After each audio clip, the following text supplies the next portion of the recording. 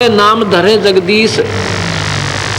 जैसे राजा व्यक्तियों में मालिक बन गया, उनका जगदीश बन गया, उनका मालिक बन गया, उसको नरेश कहते हैं। नरेश, नर जमा में ईश, नर जमा ईश, नरेश यानी मनुष्यों का मालिक, मनुष्यों का भगवान। पति अपनी पत्नी का मालिक हो गया, इसलिए वो जगदीश बन गया पत्नी का। तो यहाँ कहते हैं नेबल सबल को जान के तगड़े को भगवान कहने लगे। सबको जो ठाडा दिखे वो भगवान। नेबल सबल को जाने के नाम धरा जगदीश, कहे कबीर जन्म में मरे उनको धरू ना शीश। ये ब्रह्मा विष्णु महेश, ये तो जन्म मरने वाले भगवान हैं, इनको मैं नमस्कार भी ना करूं। ठीक है, इनकी जितनी शक्ति है इनका लाभ अवश्य लेंगे, पर ये हमारे पूज्य नहीं हो सकते और दुश्मन भी नहीं हो सकते, क्योंकि हम तो कीड़ी को भी दुख नहीं दे सकते, हम किसी की निंदा नहीं कर सकते। हम तो एक तुच्छ जीव जानकर अपने आप को यहाँ पर अपना, जैसे हम जो शुरू में नाम देते हैं, हम ये प्राथमिक पढ़ाई कराते हैं जिसमें ब्रह्मा विष्णु महेश, माता शेरा वाली और अपने कबीर भगवान की एक सामूहिक भक्ति देते हैं। तो यहाँ असमंजस में पड़ जाते होगे आप लोग। कहते हैं कबीर साहब तो कहते हैं एक ही साधे सब सदे, सब साधे सब जाए। तो एक ही साधना तो नहीं बनी, 5-6 दे दिया आपने तो मंत्र हमें। यहाँ आपने सोचना होगा थोड़ा। जैसे जो पति भरता पति से राती आन पुरुष नहीं भावे, जैसे पति भरता होती है पत्नी, उसमें उस सामूहिक परिवार में जेठ भी होता है, जेठानी भी होती है, देवर भी होता है, देवरानी भी होती है, और अन्य ननंद भी होती है। उनका सबका आदर करती है, उनको प्यार से बोलती है, उनका जितना, जैसे जेठ को पति पिता के समान आदर देती है, देवर को अपने पुत्र के समान या भाई के समान आदर देती है, ननंद छोटी को अपनी पुत्री के समान आदर देती है, और बड़ी को अपनी बहन के समान आदर देती है। लेकिन जो आदर पति को देती है, जो उसका समर्पण पति में है, उनमें नहीं हो सकता, ना देवर में हो सकता, ना जेठ में हो सकता। लेकिन उनके दुश्मन भी नहीं बनना है, फिर वो पति भरता भी नहीं होती जो एक दूसरे से राग द्वेष लड़ाई झगड़ा रखे। तो हम ये 5 जो मंत्र आपको प्राथमिक देते हैं, ये ऐसे है, ये हमारे परिवार है। ब्रह्मा विष्णु महेश कोई नहीं, ये हमारे इस 3 लोक के राजा हैं। हम इनके नियम के अंतर्गत रह रहे हैं, इनका हमने टैक्स देना है। ये प्राथमिक जो पढ़ाई मैं आपको देता हूँ, ये ऋण मुक्त होगे इस मंत्र पे। यहाँ की सुविधा उपलब्ध होंगी, यहाँ का आपको पूरा लाभ मिलेगा। पर हमारी जो हृदय में जगह अपने इष्ट में रहेगी, जैसे पत्नी की अपने पति में होती है। जब वो घर से अलग होती है, जब उनको न्यारा कर दिया जाता है, भिन्न होते हैं, परिवार से अलग हो जाते हैं, वो फिर अपने पति के साथ चली जाती है। देवर जेठ जेठानी में उसकी कोई श्रद्धा नहीं होती। ऐसे हम यहाँ से जब जाएंगे, हमारा ब्रह्मा विष्णु महेश से कोई लगाव नहीं होगा। हम अपने कबीर भगवान के चरणों में ही अपने पति रूप में उसके स्वीकार करके जाएंगे। हम उसकी आत्मा है।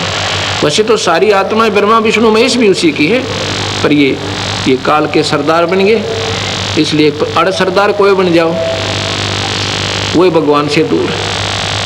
कोई भी प्रभुता पालो, छोटी मोटी, कोई सरपंच बन जा, आश्रम का महंत बन जा, या प्रधानमंत्री मुख्यमंत्री बन जा, वो भगवान से दूर हो जाता, उसमें मान बढ़ाई आ जाती है।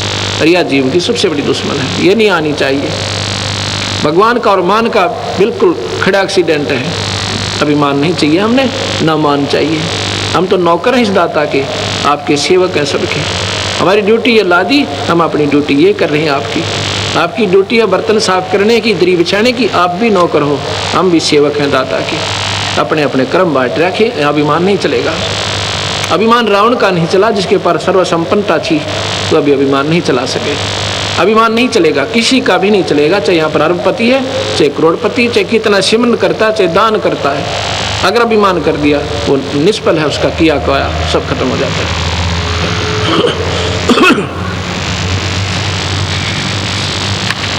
आगे बताते हैं आपकी बात बड़ी करते हैं सतगुरु, क्योंकि नादान लोग नहीं मानते कि कबीर साहब ने पुल बनवाया था। आपकी बात बड़ी कर देते हैं। आपने उनको भगवान क्यों माना? क्योंकि उन्होंने पुल बांध दिया समुद्र पे। तो यहाँ कहते हैं कबीर समुद्र पाट लंका गए, सीता को भरतारे, अगस्त ऋषि उसे पी गया, भाई इनमें कौन करता रे।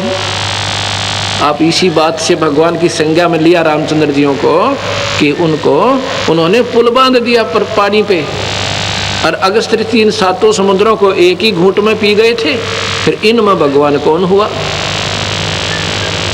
ये सोचने की बातें हैं। सतगुरु कहाँ बोल रहे हैं ये हमने विचार करना पड़ेगा, और तब हम स्थिति हमारी मन की जो है नॉर्मल बनेगी, तब हम भक्ति करने के योग्य बनेंगे।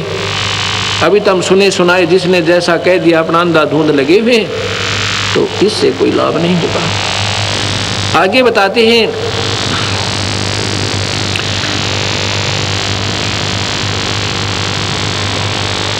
गिरवर धारो कृष्ण जी, द्रोणागिरी हनुमंत। गोवर्धन तो उठाया भगवान कृष्ण ने, इसलिए उनको भगवान माना कि उन्होंने पहाड़ उठा लिया। और कहते हैं द्रोणागिरी हनुमंत, हनुमान जी ने द्रोणागिरी पहाड़ उठाया। और कहते हैं शेष नाग सारी सृष्टि उठा रहा, इनमें कौन भगवंत? अगर आप ये पहाड़ के ठाल लेने मात्र से उनको भगवान की संज्ञा में लेते हो, भगवान कृष्ण को, तो हनुमान जी ने पहाड़ उठाया द्रोणागिरी, उन्होंने गोवर्धन उठाया था। और तुम्हारे शास्त्र कहते हैं, नादान शास्त्र वो अल्पज्ञ लोग हैं जो कहते हैं कि शेष नाग के ऊपर सारी पृथ्वी धरी है, सारा ब्रह्मांड रखा है। गरीबदास जी महाराज जो कबीर साहब के ज्यों के त्यों मार्गदर्शक रहे हैं, कहते हैं कूर्म ऊपर शेष है, शेष शीश पर धौल, दौल धरतरी ले रहा या पड़ी ज्ञान की रोल। क्या बताते हैं ये अनजान लोग शास्त्रों वाले? कहते हैं नीचे एक कछुआ है, कछुआ कूर्म, उसके ऊपर कहते हैं एक शेष नाग पर है, और शेष के सिर पे एक बैल खड़ा है। बैल के कहते हैं 1.5 सींग है। जब ये पृथ्वी में भूकंप आता था ना, कहते हैं वो अपने सींग को चेंज करता है बैल, और तब ये कंपन आती है, भूकंप आता है। उसका 1.5 सींग है, एक छोटा एक बड़ा बैल का, उस पे रखता है तो कहते हैं भूकंप आता है। और ये सारी ऐसे पृथ्वी रोक रखी है, बंदी छोड़। कहते हैं ये तुम्हारी भूल भुलैया है, अल्प ज्ञान है आपका, ये सही बात नहीं है। कहते हैं गरीबदास जी कूर्म किसके आश्रय, वो कौन शरण है शेष, ये बटक बीज विस्तार है, कोई समझे ज्ञान नरेश। फिर वो कूर्म किस चीज पे है भाई? कूर्म से शुरू कर दिया तुमने कि कूर्म के ऊपर शेषनाग, शेषनाग के ऊपर एक बैल, बैल पर या सॉरी ब्रह्मांड रखा। वो कूर्म किस चीज पर टिका हुआ है भाई? वो भी तो बता दो। अर्थात ये कोई ज्ञान ज्ञान नहीं तुम्हें, ये क्या है? सतगुरु आगे जवाब देते हैं ये बटक बीज विस्तार है, कोई समझे ज्ञान नरेश, यानी पूर्ण ज्ञानी ही इसका आपको मार्गदर्शन कर सकता है, आपको बता सकता है वो क्या है। ये गलत भी नहीं है शास्त्र, पर समझन की कमी रही। धर्मदासियों ने पूछा ही सतगुरु क्या यह वेद और कतेब गलत है, झूठ है? अक नहीं, वेद कतेब झूठे ना भाई, और नहीं समझे झूठे हैं भाई। जिनको समझे नहीं वो झूठे, उनको सही ज्ञान नहीं था। ये क्या है? जैसे सेक्रेटेरिएट बना रखा है, अब तो हर राजधानी में बन गया, हर मतलब स्टेट में, उसमें 4-4, 5-5, 6-6, 7-7 मंजिल ऊपर नीचे ऑफिसेज की बना देते हैं, ऑफिसरों की। ऐसे उस मंजिल में कोई गांव का व्यक्ति जाता है, उसने कोई कार्य है, उसको कहते हैं ये सेक्रेटरी से दस्तखत करवा के लाओ, नीचे जाओ। सेक्रेटरी कहता है ये दस्तखत मेरे नीचे जाओ, उससे कराओ, मेरे पीए से। और पीए कहता है नीचे तहसीलदार से करा के लाओ। तो वो ऐसे वो नीचे तहसीलदार है, ऊपर सेक्रेटरी का पीए बैठा है, फिर ऊपर सेक्रेटरी है, फिर सीएम बैठा है। गांव वाले पूछते हैं भाई कैसे हैं वहाँ पर अधिकारी लोग, वो बताता है, कहते हैं तहसीलदार के सिर पे पीए बैठा है, पीए के सिर पे जो है मंत्री उसका सीएम बैठा है, तो सेक्रेटरी बैठा है, सेक्रेटरी के ऊपर कहते हैं सिर पे सीएम बैठा है। अब वो समझाने वाला अनजान था, वो तो अपने हिसाब से सही बता रहा था, पर समझनिए चूक कर गए। उन्होंने बता दिया कि एक दूसरे के सिर पे बैठे हुए, वो सिर पे नहीं, बीच में और पार्टी सन थी जिसका सपोर्ट न्यारा था। ऐसे ये लोग जैसे बीच में, या गुरुत्वाकर्षण कहो, इसको प्रानंदनी शक्ति कहा सतगुरु ने, इसकी शक्ति के आधार से ये न्यारे न्यारे पार्टीशंस हैं और अपने अपने स्थान पर ये टिके हुए हैं, ये ईश्वरीय शक्ति से रुके हुए हैं। यहाँ कहते हैं इनको कोई जानकारी समझे, बटक बीज विस्तार है, कोई समझे ज्ञान नरेश। एक वट वृक्ष होता है, वहाँ जड़ से चलती है, लंबा टाला पहुँच जाता है, मानो 100 फुट लंबा, 50 फुट लंबा, वो वहाँ टहनियाँ भी नीचे को आ जाती हैं। वो कि ये कहाँ पे रुका हुआ है, ये रोकने वाली एक मूल और है पेड़ जो जिसको सबको रोके हुए है। ऐसे ये शक्ति सतगुरु की ये सारे ब्रह्मांडों को रोके हुए है। ये कबीर भगवान की शक्ति है जो सबको रोके हुए है। आगे बताते हैं, बंधन काटे विपत में, कठिन कियो संग्राम, चिन्हो रे नर प्राणिया, ये गरुड़ बड़ो अकराम। अब आगे सुनो आपके भगवान की। कहते हैं एक बार एक संत ऋषि ने एक ने साधना कर रखी थी नाग देवता की। उसने कहते हैं नाग फांस एक उसको शस्त्र दे दिया था। उसने वो नाग फांस शस्त्र छोड़ दिया, जिससे भगवान राम को भी ऐसे बांध दिया जैसे रस्से से बांध देते, नीचे ना हाथ, और उन सर्पों ने जाकर के उनको ऐसे जकड़ दिया, सारी सेना को बांध दिया, और भगवान एक जड़ की तरह खड़े हुए हैं रामचंद्र जी। तो फिर कहते हैं गरुड़ जी से पुकार करी, भगवान नाम न छुटवाइए, हमारी रक्षा करो गुरुदेव। जब गरुड़ ने जाकर वो नाग जो है ना खाए, वो बंधन काटे, जब राम मुक्त हुए, अब बंदी छोड़ कहते हैं चीन और नर प्राणिया, यो गरुड़ बड़ा राम, ये भगवान राम बड़ा हुआ कि ये गरुड़ जी बड़े हो गए उससे। ये भगवान है पर ये पूर्ण नहीं है, ये 3 लोक के ईश्वर हैं। और ये जो कथाएं हैं भाई, ये काल के अधीन है। ये काल भगवान है यहाँ का, सारी सृष्टि का 21 ब्रह्मांड का उसके पास रिमोट कंट्रोल है, और वही सबको नचा रहा है, वही कर्म करवाता है, वही जीव को फिर इसमें कर्मों में ही बांधकर और नचाता है। अब आप देखिएगा, एक समय की बात है, भगवान रामचंद्र जियों की पत्नी को रावण ने उठा लिया था, और भगवान को मालूम नहीं कि उसकी पत्नी ने कौन उठा ले गया। ये मत समझना भक्तजनों कि मैं भगवान राम का या कृष्ण का एक द्रोही हूँ या उनकी निंदा करता हूँ। ये सच्चाई के आधार पर आपको तुलनात्मक बताना पड़ रहा है, इसलिए मैंने जिक्र करना पड़ रहा है, क्योंकि ये श्रेष्ठ ज्ञान भी हमारे समाज में नहीं आया। 3 लोग का भी अगर सही मार्गदर्शन हो जाए तो कबीर साहब की भक्ति 2 मिनट में सारे संसार का समझ में आ जाए। इसलिए हमने ये 0 से शुरू करनी पड़ रही है। इसलिए थोड़ा सा नए व्यक्तियों को ऐसा लगेगा कि महाराज जी शायद भगवानों के निंदक हैं, बिल्कुल नहीं। ज्यों की तो जो कह दी जा वह निंदा नहीं होती, उनके बारे में झूठ कपट मिलाना वो निंदा कहलाती है। भगवान राम को मालूम नहीं है कि सीता को कौन उठा ले गया, तो हम ये मन में प्रश्न आता था, किसी से पूछते थे जब हम कबीर पंथी नहीं थे। मैं तो सन 1988 में ये नाम लिया, और सन 1993 के लास्ट में, यानी लगभग 9वें महीने में, सितंबर में, गुरुदेव ने ऐसे तुरंत बुला कर, 110-12 साल की आयु थी मेरे गुरुदेव की उस समय, और मैं तो अपना नौकरी करता था, बुला करके मुझे कहा कि आज के बाद तू नाम देगा। मेरे सिर पे हाथ धर दिया, मेरा पसीना आ गया सारे शरीर में कि मैं 2 कौड़ी का जीव और इतने पवित्र परमात्मा की मैं कैसे महिमा गा पाऊंगा। तो मैं उनकी आंखों से तरफ देख रहा हूँ, वो भी जान गए कि ऐसा है, ऐसा महसूस कर रहे हैं। कहता मैं तेरे साथ रहूँगा, घबराइए मत ना, और सतगुरु की शक्ति आपके सिर पर रहेगी। जब मुझे थोड़ा सा हौसला हुआ, उसके बाद ये मैंने सन 1994 से प्रचार शुरू किया। उसके 94, 95, 96, 97, 98, 99, 2000, अब 2001 हो गया।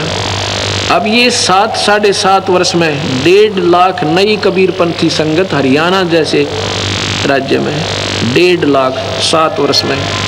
क्योंकि आज कोई नादान नहीं है दुनिया, सब समझते हैं 2 रोटी खाते हैं और शास्त्र सबके पास उपलब्ध। इनको पढ़ के देखो, ये मत समझना कि मैं शास्त्रों का बोझ मिरता हूँ, इनको उठाए फिरता हूँ, नहीं।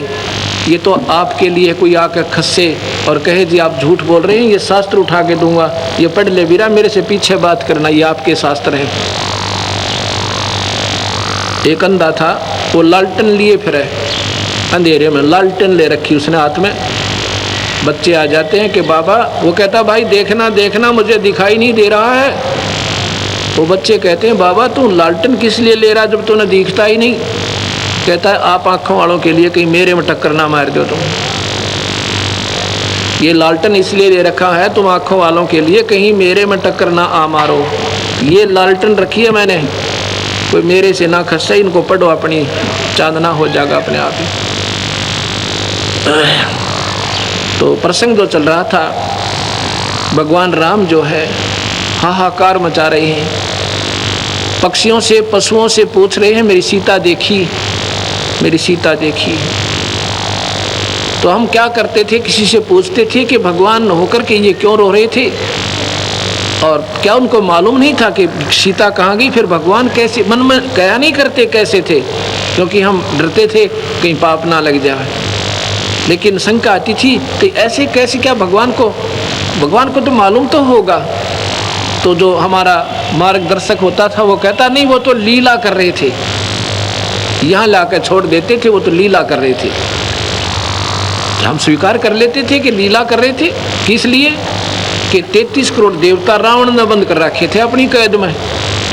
जिन देवताओं की आप पूजा करते हैं उनको तो रावण ने बांध के कैद में डाल रखा था, और इन ऐसाओं की तुम पूजा करते हो। भक्तजनों, ये बहन बेटियां भाई, क्योंकि हमारी पूजा ही ढंग की नहीं है तो हम पाएंगे क्या। नास्तिक होता जा रहा है समाज, भगवान का गुण मिलता नहीं क्योंकि हमारी वे ऑफ वर्शिप ठीक नहीं है, हमारी पूजा की विधि ठीक नहीं है। अब यहाँ अब सतगुरु के ज्ञान की रोशनी में अब हमें दिखाई देने लगा सही कि वो लीला नहीं कर रहे थे, उनको ज्ञान ही नहीं था। लीला किस लिए करते थे कि 33 करोड़ देवता उसने छुटवाने थे भगवान ने। ये तो मान लेते भी लीला कर दी, सीता उठा ली, माता को उठाया, फिर लीला की आवश्यकता कहाँ रहेगी। बहाना बन गया था, जाते गर्दन दबोच देता जा करके। अगर बहाना ही बनाना था तो इतना बहुत था। फिर सीता कौन है, जैसे किसी की भैंस गुम हो जा या बकरी गुम हो जाए, उसको ढूंढने कोई पूर्व दिशा में, कोई उत्तर दिशा में, कोई दक्षिण दिशा में, और किसी ने पा जा, कोई मुझे वहाँ मिल गई। ऐसे हीट एंड ट्रायल मेथड से सीता ढूंढी गई। हनुमान जी छलांग लगा के समुद्र पार कर गए, वहाँ सीता को ढूंढा और खोज के जब राम जियों को बताया। ये लीला नहीं थी, ये तो मजबूरी थी, उन्हें ज्ञान ही नहीं था। इतना समय नहीं लगाते लीला में, पत्नी को तो और उठा ले जा, वहाँ लीला करता रहे पीछे से भगवान या कोई भी पति। वो भगवान ऐसा है थे क्योंकि इस काल के हाथ में रिमोट कंट्रोल है। जो 1000 भुजा का भगवान है, ये ब्रह्मा विष्णु महेश केवल 4 भुजा के हैं, और कबीर साहब असंख्य भुजा के, बिना गिनती के। 4 भुजा का प्रतीक समझो 4 हॉर्स पावर, ये 4 हॉर्स पावर के समझो। इनकी माता है वो 8 हॉर्स पावर की है, उसकी 8 भुजा है। इनके पिता हैं 1000 हॉर्स पावर के समझ लो। एक कंपेरेटिव एग्जाम देता हूँ आपको, एग्जाम्पल देता हूँ। और कबीर साहब पावर हाउस समझो, वो थर्मल प्लांट जहाँ से बिजली मैन्युफैक्चर होती है, बनती है। असंख्य भुजा है उस मालिक के, जहाँ से सारी शक्तियाँ बाहर आती हैं। उधर से भगवान शिव जी और पार्वती जी ऊपर से देख रहे हैं। पार्वती कहती है इस व्यक्ति को क्या दुख है, हे तरन तारण। तो भगवान शिव कहता है ये व्यक्ति नहीं है, ये भगवान है। वह कहती ये कैसा भगवान जब रो रहा है, मैं तो इसकी परीक्षा लूंगी। ये भगवान शिव कहते हैं तू नहीं जानती पार्वती, सती तू नहीं जानती देवी, मैं जानता हूँ। ये विष्णु अवतार हैं और इनकी पत्नी उठा ली किसी ने, ये उसकी तलाश के उसके वियोग में रो रहे हैं। तो पार्वती कहती है, वो देवी कहती है फिर भगवान रोता क्यों है, मैं इसकी परीक्षा लूंगी। तो शिव जी कहते हैं परीक्षा मत लेना। वो कहती अच्छा नहीं लूंगी। थोड़ी सी देर के बाद भगवान चले जाते हैं। भगवान आते हैं नीचे शिव जी और भगवान के चरण छूते हैं, प्रणाम करते हैं दोनों आपस में एक दूसरे को और चले जाते हैं। पार्वती सोचती है कि ये शिव जी भी भोलानाथ है, ये वैसे किसी के चरण छू लेता है। ये तो ऐसे दशरथ पुत्र है, राजा का लड़का है, वियोग में रो रहा है। भगवान शिव अपना घूमने चले जाते हैं। पार्वती पीछे से, वो देवी जी पीछे से सीता रूप बनाती है। सीता रूप बना के भगवान के सामने खड़ी हो जाती है। उस समय भगवान राम कहते हैं हे दक्ष पुत्री माया, हे दक्ष की बेटी।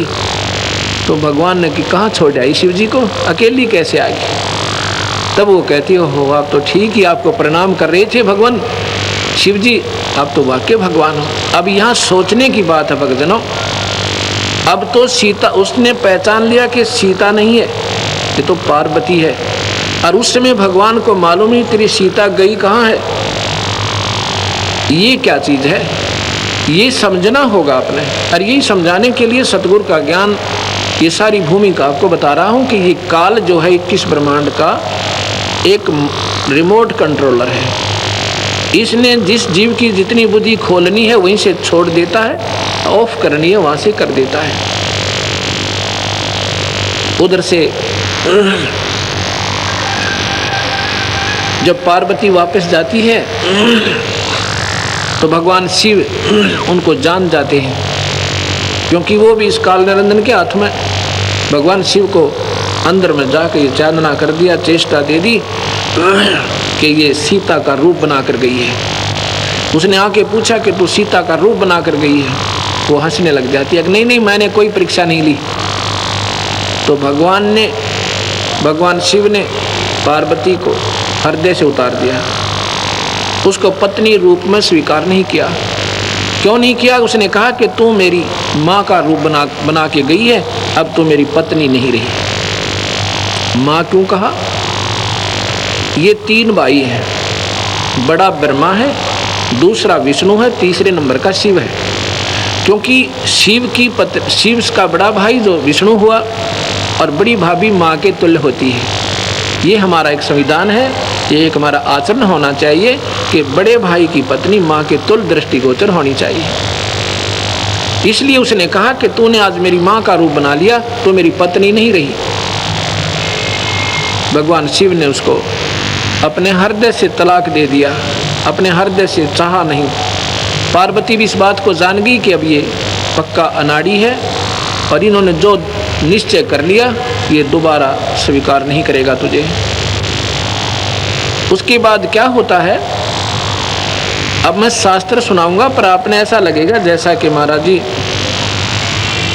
क्योंकि शास्त्रों के सुनाए बिना हमें, जैसे मैं बताऊं कि SHO जो थानेदार होता है, अब थानेदार ने कोई सोचा कि सुप्रीम पावर है, सारे जिले का मालिक है, और मैं कहूँ नहीं भैया नहीं, ये तो इसका कर्म, इसकी क्रिया ही न्यारी है, ये तो एक सुरक्षा का प्रतीक है और इसका कुछ सीमित क्षेत्र है, ये ज़्यादा नहीं है। उसका जो पुजारी है वो महसूस कर सकता है, जिसने नहीं ज्ञान, क्योंकि वो तो उसने बहुत बड़ा शक्तिशाली मान रहा था। लेकिन वो थानेदार को थानेदार कहना कोई निंदा नहीं है, डीसी को डीसी बताना, तहसीलदार को तहसीलदार बताना कोई निंदा नहीं। कोई नादान उनको प्रधानमंत्री माने बैठा हो तो उसकी गलती है कि वो गलत सोच रहा था।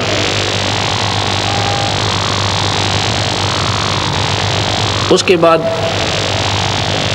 वो देवी जो है सोच लेती है कि अब यहाँ दो तो घर में सदस्य हम और दोनों ही आपस में बोल नहीं रहे, तो मैं यहाँ से खिसक जाती हूँ। अपने पिता राजा दक्ष के यहाँ जाती है। पार्वती ने जबरदस्ती यानी ऊपर से होकर माता पिता की आज्ञा के विपरीत शादी की थी भगवान शिव तय, क्योंकि उसके पिता राजा दक्ष कहते थे कि मैं इस शिव का शादी नहीं करूँगा अपनी बेटी की, क्योंकि ये तो गले में सर्प रखता है, राख लपेटे रहता है, इसको मैं शादी नहीं करूँगा। लेकिन पार्वती ने अपने हृदय से स्वीकार कर दिया था। नारद जी ने उनसे बता दिया था कि ये परमात्मा है, बेटी तेरा संयोगिनी से है, माई तेरा संयोगिनी से है। तो उसने शिव को चिट्ठी लिख दी थी नारद के हाथ के आप आ जाओ, मैं आपको वर वरूंगी। तो भगवान शिव चले गए थे, राजा दक्ष की नहीं बसाई थी, तो पार्वती ने उसको लड़की उस देवी ने उनका माला डाल दी थी, यानी भगवान शिव ले आए थे पत्नी रूप में। उसके बाद राजा दक्ष ने उनको कभी नहीं बुलाया था किसी भी अनुष्ठान में, या कोई घर के घरेलू कोई ब्याह शादी में नहीं बुलाते थे, दोनों को रुष्ट हो गए थे। अब वो जो देवी है वो पार्वती समझो, वो वहाँ पहुँच जाती है राजा दक्ष के घर पे। उसमें वहाँ पर एक यज्ञ हवन चल रहा था, यज्ञ हो रहा था, राजा दक्ष ने की थी। तो उस राजा दक्ष को ये मालूम था मैंने भगवान शिव को नहीं बुलाना, वो रुष्ट होगा मेरे तय, और रुष्ट होगा तो यज्ञ में बाधक बनेगा, मेरी यज्ञ को खंड करेगा। इसके लिए भगवान विष्णु से और ब्रह्मा से विशेष प्रार्थना की थी कि मेरी यज्ञ आपके हाथ में संपूर्ण करानी, आप मेरी रक्षा कीजिए। दोनों के दोनों विराजमान थे उस यज्ञ में राजा दक्ष की सुरक्षा के लिए। उधर से जब वो देवी जाती है, वहाँ पर क्या कर रखा था कि जो रिश्तेदार बहनों के बटेऊ, लड़कियों के बटेऊ यानी पति, वो जो आए हुए थे या कोई गणमान्य महापुरुष आए थे या कोई सिद्ध पुरुष ऋषि थे, और जो नहीं आए थे जिनको आमंत्रित किया हुआ था, उनके आसन लगा रखे थे न्यारे न्यारे, और जो रिश्तेदार नहीं आया था उसका हिस्सा सबके सम्मान न्यारा न्यारा उसके खाली स्थान पर, उसके आसन पर रखा जा रहा था। पूजा भी और उसके कपड़े भी, जो कुछ भी उसमें वो पुरोहित आदेश देता था। लेकिन भगवान शिव का उसने देखा, देवी ने घूम कर चारों तरफ, भगवान शिव का ना कहीं आसन था और ना ही उनका हिस्सा निकाला हुआ था। इस बात से बहुत अक्षुब्ध हो जाती है देवी, बहुत नाराज हो जाती है, अपनी माँ के पास जाती है, क्योंकि बेटी का माँ के ऊपर ही जोर चला कर है। माँ के पास जाके कहती, माँ ये तुमने क्या कर रखा है, आपने अपने दामाद का ना कहीं हिस्सा रखा है ना उनका आसन दिया है, ये तुमने गलत किया है। अब माँ कहती है, बेटी मैंने तेरे पिता से प्रार्थना की थी पर वो नहीं माना, वो कहता है इस लड़की ने मेरे साथ मजाक किया है, मेरी बेइज्जती करवाई है, मन मर्जी से शादी की है, अब मैं उनको ना बुलाऊं ना उनका हिस्सा रखूं। बेटी ना तो तू मानी मेरी बात, ना तेरा पिता मानता, अपने पिता से पूछो जाके। राजा दक्ष के पास जाती है, पिताजी आपने अपने दामाद को आमंत्रित नहीं किया। तो राजा दक्ष कहता, तुझे किसने किया, तू क्यों आई यहाँ पे? ऐसा क्योंकि इससे हमें थोड़ी शिक्षा चाहिए कि हमने कभी भी किसी से अभद्र व्यवहार नहीं करना चाहिए। आगी थी बच्ची, कोई बात नहीं, प्यार देते, कोई बात ना बेटा, अपना कारण बताते, प्यार से कहते। लेकिन कहा कि तू किसने बुलाई थी यहाँ पर, बिना बुलाए नहीं आना चाहिए किसी के यहाँ पर। पार्वती ने सोचा कि इस जीने से मर जाना अच्छा है। वो देवी जो है हवन कुंड बड़े बड़े बनवा रखे, उसमें नो पूरा घी डालें और लपट जामे ऊंची ऊंची अग्नि की, उस हवन कुंड में गिर जाती है, आत्महत्या कर लेती है। आत्महत्या कर लेती, उसके बाद उनको सती की पदवी दे दी गई कि वो सती होगी। उनको सती जी कहा जाने लगा। उधर से भगवान शिव ने इस बात का ज्ञान हुआ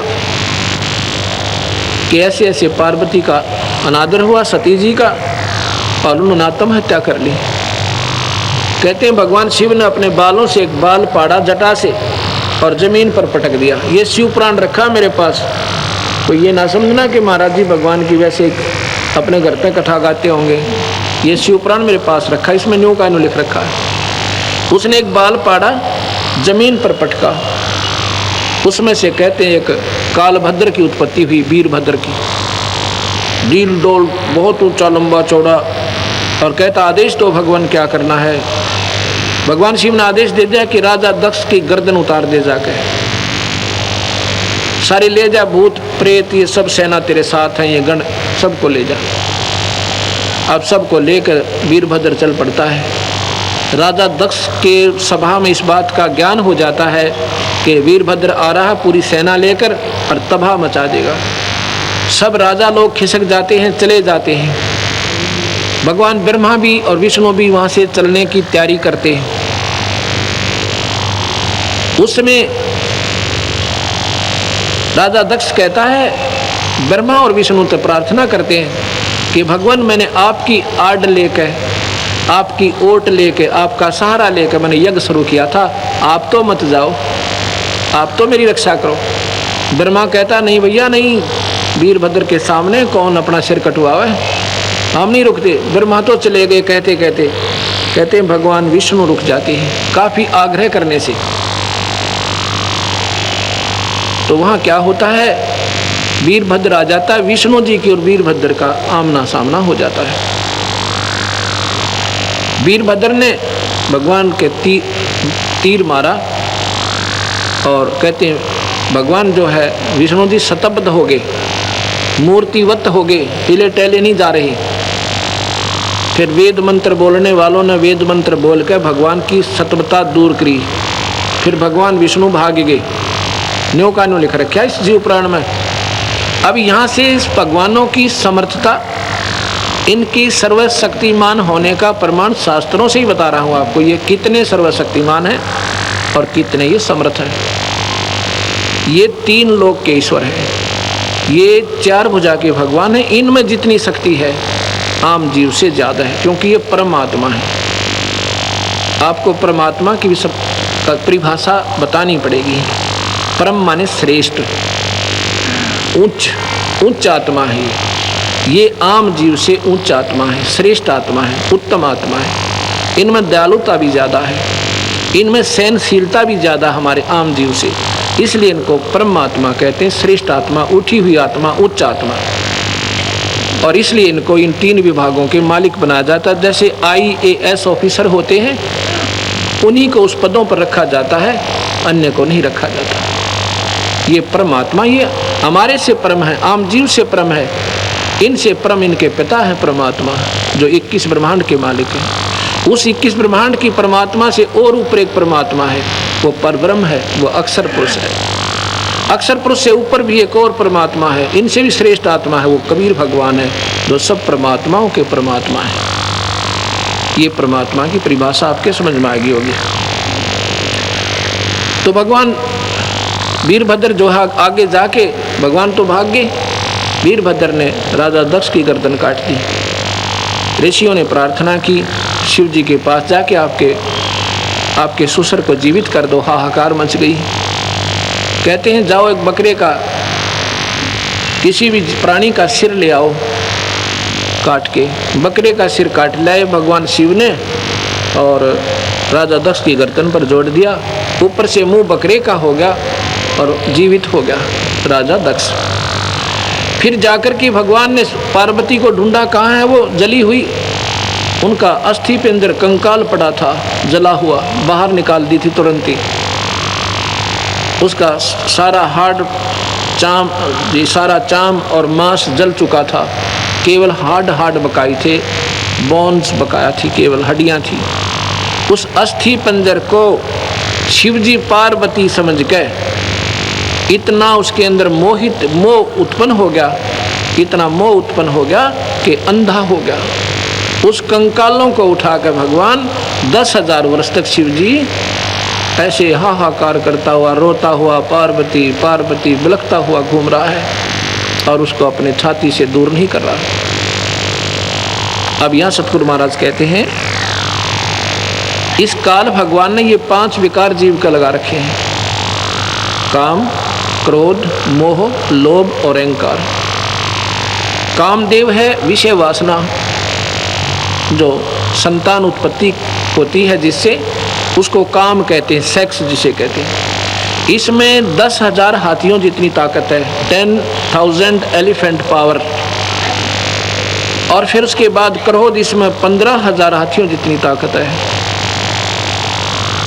और फिर काम, क्रोध, लोभ, इसमें 20,000 हाथियों जितनी शक्ति है। और मोह के अंदर 30,000 हाथियों की शक्ति है। इतना हमारे अंदर ये 5 कैप्सूल दे रखे हैं हमारे अंदर काल ने, ये 5 इंजेक्शन लगा रखे हैं जो समय समय पर जीव को नचाती रहती है। ये जीव के बस का नहीं है। ये तो सतगुरु कबीर भगवान जो इनसे ऊपर की शक्ति है, उसकी साधना से विकार नॉर्मल होते हैं, उस सतनाम के सिमरन से ये नॉर्मलाइज होते हैं। नहीं तो आम जीव को झूठी सुख की साधना करके चाहे मैं इनको खत्म कर लूँ, कभी नहीं होगा। ये प्रमाण मैं इसलिए दे रहा हूँ, इसमें कई आपको प्रश्न आपके सुलझेंगे। तो जी फिर देखा भगवान ने, विष्णु जी ने, कि भगवान शिव तो कति अंधे हो गए, इनको कंकाल नजर नहीं आ रहे, इनको पार्वती नजर आ रही है, इनका मोह भंग किया जाए। भगवान ने सुदर्शन चक्र छोड़ा और उसके अस्थि पंजर खंडा दिए। आंख पड़ी हुआ नैना देवी, दड़ पड़ा हुआ वैष्णो देवी, ये मंदिर बना दिए बाद में। उन मंदिरों में वो शक्ति नहीं है। यही तो हमारी भूल है कि हम भगवान ने जिन चीज़ों को मना किया और उनको हम बढ़ावा देते जा रहे हैं। भगवान ने मूर्ति पूजा बंद की और मंदिर नहीं बनवाए। हमें मंदिर की आवश्यकता नहीं, ये हमारा मंदिर है जो शरीर के अंदर बना हुआ है। एक भक्तजन कहने लगा कि आप मूर्ति को प्रणाम करते हो और कहते हो मूर्ति की पूजा मत करो, आप स्वयं मूर्ति पूजक हो। अब उस नादान ने कौन समझावा, क्योंकि वो बेचारा, उन्हें ज्ञान ही इतना मिला हुआ है पूजा क्या चीज़ है और प्रणाम क्या चीज़ है। Pranam is the part of the puja, ये पूजा नहीं है। ओनली रिगार्ड अपने इष्ट को। अब हम अपने इस मन पापी अहंकार रूपी राक्षस को मारने के लिए कि हमारे सामने स्वरूप सतगुरु का है, नमन कर दिया, ओनली रिगार्ड दिया, पूजा नहीं की।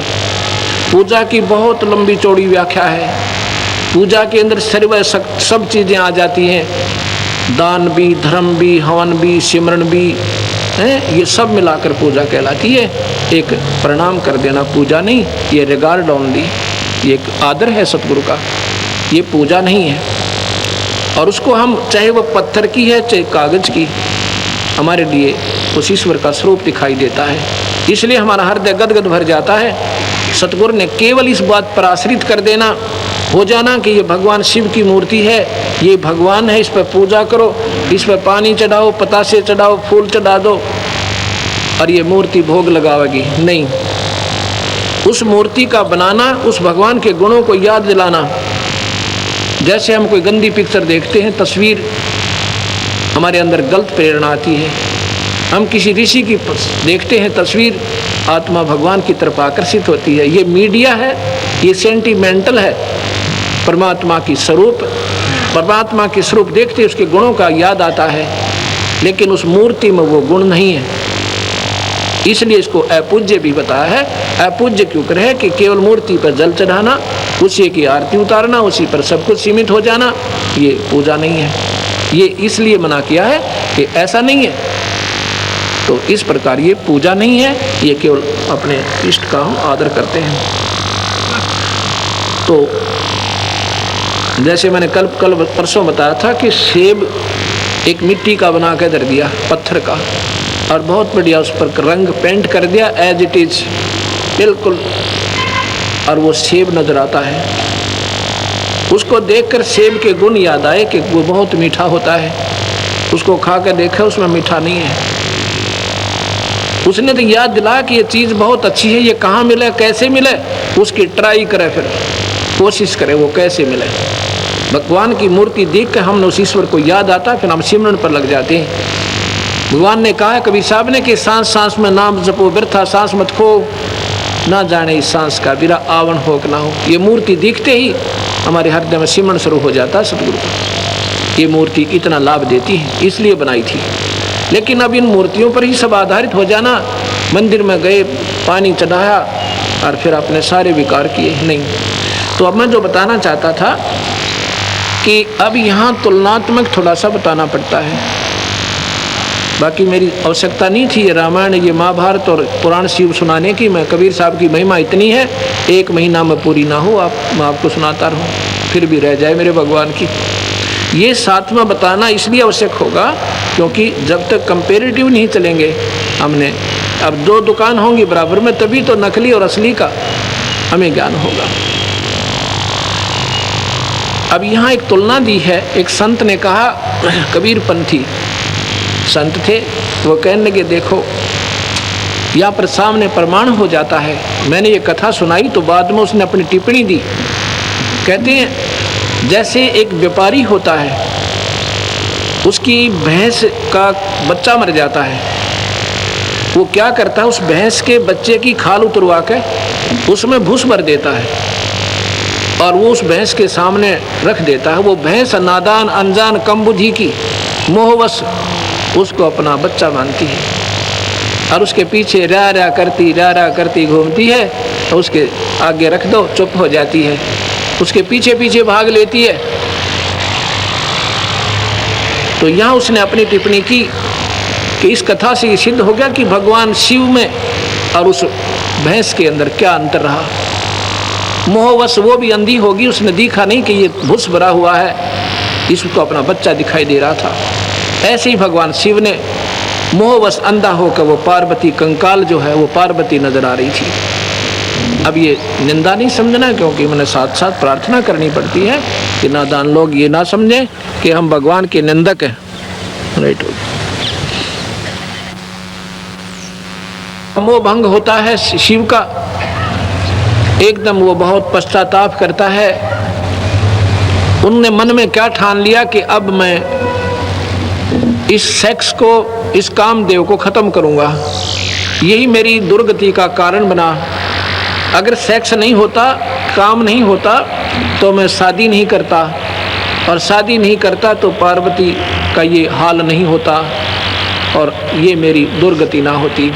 उन्होंने 88,000 वर्ष तक अपना मेडिटेशन करके, मनन करके, आत्मचिंतन करके 88,000 वर्ष तक समाधि लगाई कैलाश पर्वत पर जाकर। उसके बाद उनकी समाधि टूटी और उनको हो गया कि मैंने कामदेव पर विजय पा ली। उनको पक्का विश्वास हो गया कि अब ना रही बांस ना बजेगा बंसुरी। अब ये काल बहुत बली है ये काल भगवान। उस दिन तो प्रसन्न रहा भगवान शिव। एक दिन उनके मन में प्रेरणा भर दी काल भगवान ने कि चलो भगवान विष्णु के पास चलते हैं। मैंने सुना है कि भगवान विष्णु ने, जब हमने सागर मंथन किया था, जहर निकला था, मैंने तो जहर पी लिया था, मुझे कोई होश नहीं बाद में क्या हुआ। सुना है कि देवताओं ने अमृत का कलश ले लिया था और भगवान विष्णु ने एक लड़की का रूप बना के, औरत का रूप बना के उनको मोहित करके मदहोश कर दिया था। तब देवताओं ने वो कलश छीन लिया था। उस रूप में भगवान बहुत सुंदर लगे होंगे, वो रूप देखना चाहिए। भगवान विष्णु के पास आ जाते हैं, आदर सम्मान हुआ, विराजमान हो गए। भगवान विष्णु कहते हैं आज बहुत दिनों में दर्शन दिए। तो कहते हैं मैं तो 88,000 वर्षों के बाद साधना करके आया हूँ। अच्छा जी, बहुत अच्छा। क्या किया? कि मैंने जो है अपने काम वासना पर काबू पा लिया, इंद्रियों को कंट्रोल कर लिया। विष्णु जी बोले तभी तो नजर नहीं आए बहुत दिन तक। कहाँ, इसी कारण में गया हुआ था। कुछ देर के बाद प्रसन्न करते हैं भगवान। कहाँ, विष्णु जी कहते बोलो, मेरा एक जिज्ञासा है, मेरी एक प्रार्थना है। क्या? कि आपने जब देवताओं से वो कलश छीना था अमृत का, सुना है आपने एक मोहिनी रूप बनाया था सुंदर लड़की का। कहाँ बनाया था? न्यू बना, वो मान नहीं रहे थे, वो लड़ने को तैयार हो गए थे। हम कमज़ोर थे, वो ज़्यादा शक्तिशाली थे। तो आपने क्या किया था? अपने मोहिनी रूप बनाया था। हाँ जी, हे भगवान, वो मोहिनी रूप मुझे एक बार फिर दिखा दो, एक बार फिर बना के दिखाओ। मुझे तो याद नहीं, क्योंकि मैं तो नशा हो गया था मेरे को जहर का, और मैं नहीं देख सका ये सारी लीला। विष्णु कहने लगा, भोलेनाथ, ये बार बार थोड़ा ही बनाया जाता, कोई समय था जब बनना पड़ गया, अब थोड़ा ही बनूंगा मैं। अक नहीं, मुझे एक बार वो रूप दिखाओ। अरे नहीं तो मैं ये बैठा तेरे बार ने आ गया, आपके द्वार से मैं तो हिलता नहीं। विष्णु जी ने सोचा ये तो समाधि भी 88,000 वर्ष लगा लेगा, और द्वार पर तो हटा नहीं, इसलिए इसको भाई यहाँ से चलता करो, इसकी शर्त पूरी करता हूँ। कहता अच्छा जी। इधर उधर की बातें करी। कहते यूँ तो मुझे शर्म आती है, मैं अंदर जाता हूँ, फिर बन के आऊँगा। अग जाओ तो वो तो अंदर चले जाते हैं, बाहर बैठे हुए थे। इतने में भगवान दूसरी तरफ जंगल में एक सुंदर लड़की के रूप में दिखाई देते हैं, और भगवान भी शिव ने देखा इधर उधर कोई देख तो नहीं रहा है, उठ के उस लड़की के पीछे भाग लिए। ऐसा शिव पुराण में लिखा हुआ है। उस लड़की के पीछे भाग लिए जो बहुत अश्लील वस्त्र पहने हुई थी, अर्धनगर शरीर था। वो लड़की आगे आगे, भगवान शिव पीछे पीछे। काफी दूर भाग के उसका हाथ पकड़ लिया। उससे पहले भगवान की बुरी हालत हो चुकी थी शिव की, ऐसा शिव पुराण में लिखा, मैं यहाँ वर्णन भी नहीं कर सकता आपके सामने। और जब हाथ पकड़ा तो भगवान विष्णु अपने स्वरूप में आ जाते हैं। उनका स्वरूप देखकर शिव जी कहते हैं तेरी लीला तू ही जाने है। विष्णु बोला तू कह रहा था मैंने 88,000 वर्ष हो गए और साधना कर ली, इंद्री जीत ली, क्यों पागल हो रहा बावड़े, इसमें कुछ ना दे रहा। ये काल बलि जो है इन सबको नचा रहा है। गरीबदास जी कहते हैं, कबीर साहब समझो गरीबदास इनकी एक ही, क्योंकि जो सतगुरु के शिष्य हैं वो उन्हीं की बोली बोला करते हैं। गरीबदास जी ने लिखा है कि सरंग भरंग कुरंग मतंग भरंग और सरंगा इंद्री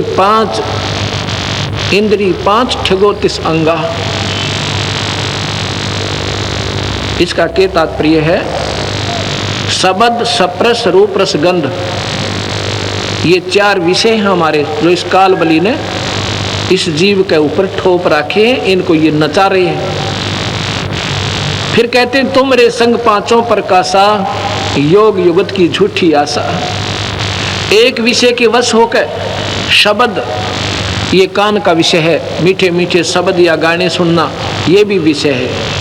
जब इन विषयों से भी आपकी आत्मा दूर हो जाएगी और भगवान के चिंतन में, उसके सिमरन में, उनके गुणों में बैठकर रोना शुरू करोगे, तब आपकी आत्मा भगवान की तरफ अग्रसर हुई है। नहीं तो ये मीठी मीठी आवाज़ें सब सुन सुनकर राजी हो जाते हैं। पद गाया मन हर्षिया और साखी कहा आनंद, सो तत नाम न जानिया, गढ़ में पड़ गया फंद, ये कबीर साहब कहते हैं।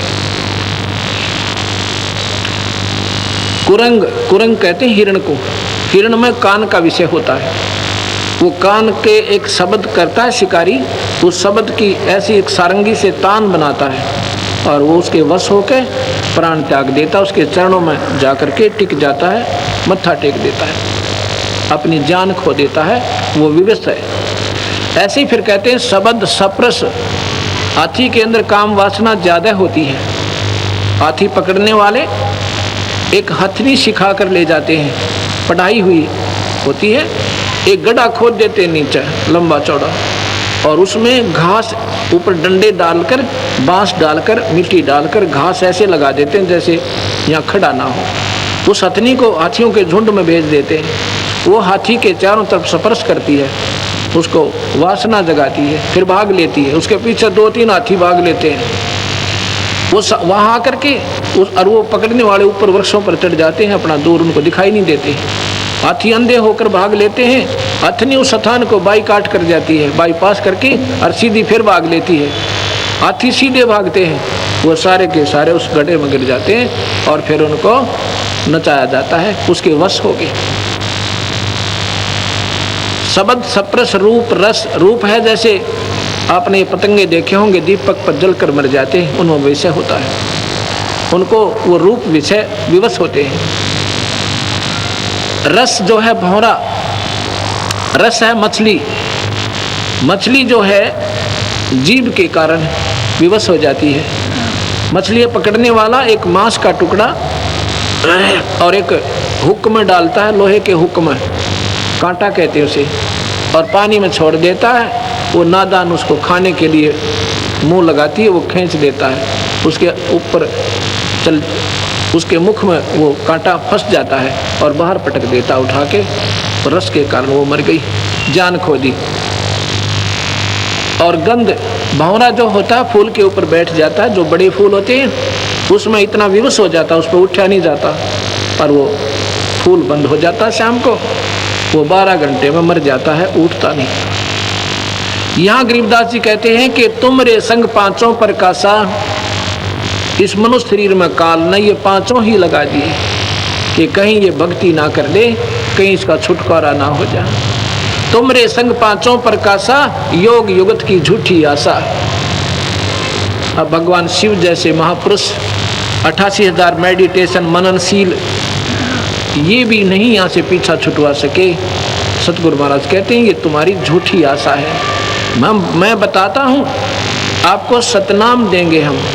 सतनाम है एक सांस का सिमरन, सांस उसांस सुमर के उसके फिर ये खत्म हो जाते हैं, ये विकार नॉर्मलाइज हो जाते हैं, आपको याद भी नहीं आएंगे, ऐसी स्थिति में आप आ जाओगे।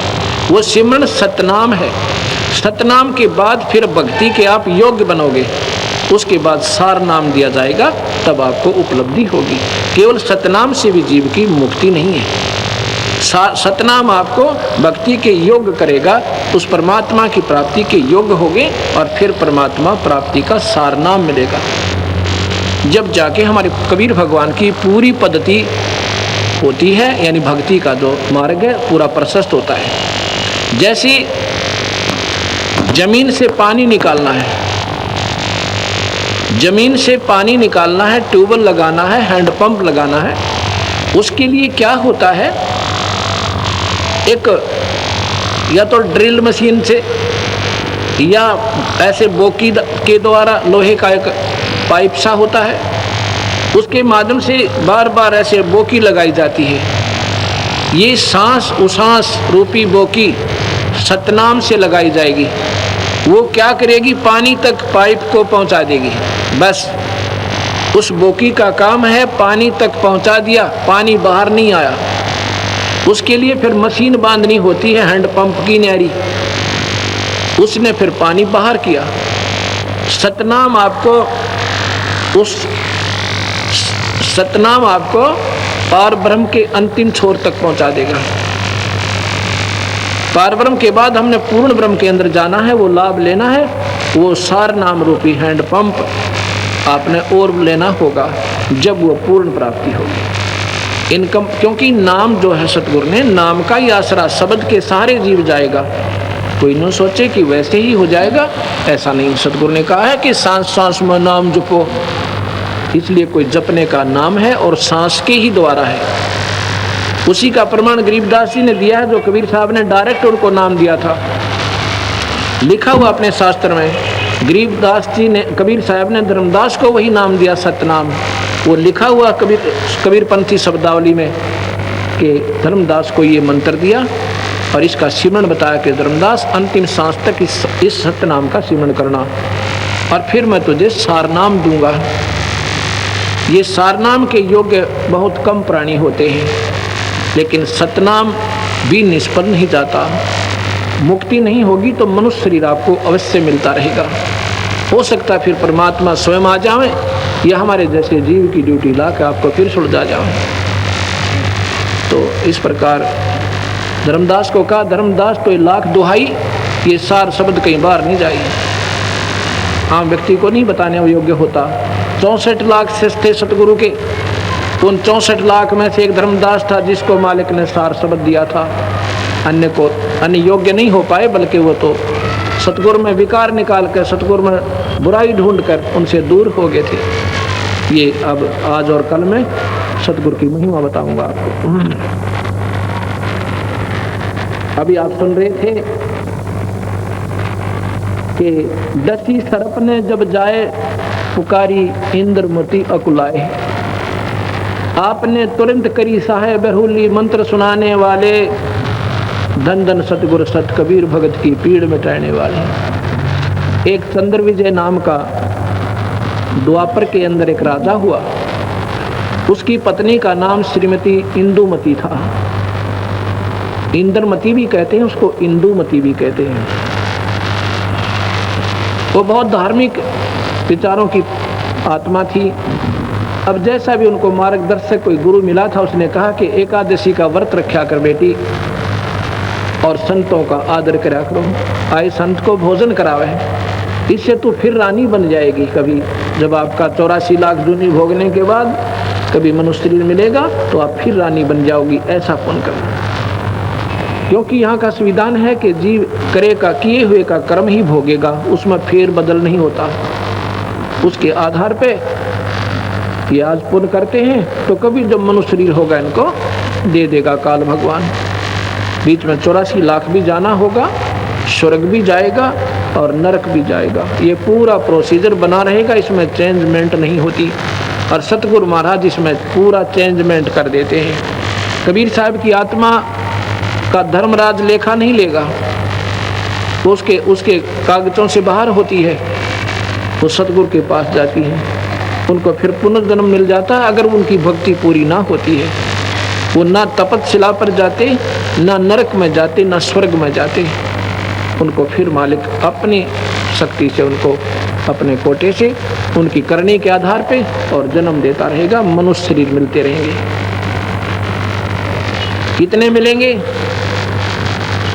ये उनकी कमाई के ऊपर होगा। अगर उस मनुष्य शरीर के दौरान फिर कोई संत मिल जाता है सतगुरु का, उनको फिर आगे नाम देकर उनकी कमाई फिर करवा जाएगा, या तो पार हो जाएंगे और नहीं उनकी फिर मनुष्य शरीर जोगा जुगाड़ फिर जुड़ जाएगा। तो इंद्रमती ने क्या सोचा, अगर ऐसे ही रानी बनते हैं तो उसने संकल्प कर लिया कि रोज आना एक महात्मा को भोजन कराऊंगी। ज्यादा आ जाए तो मेरे भाग, कितने आओ पर कम से कम एक को, महापुरुष को, भक्तात्मा को रोज आना भोजन कराऊंगी। पीछे भोजन किया करूंगी ताकि मैं भूल ना जाऊं। उसने ऐसा ही सब आसपास अपना संतों से आमंत्रित करें। कोई रोजाना 100, कोई 200, कोई 5, कोई 20 रोजाना भोजन खाने आ जाते हैं। और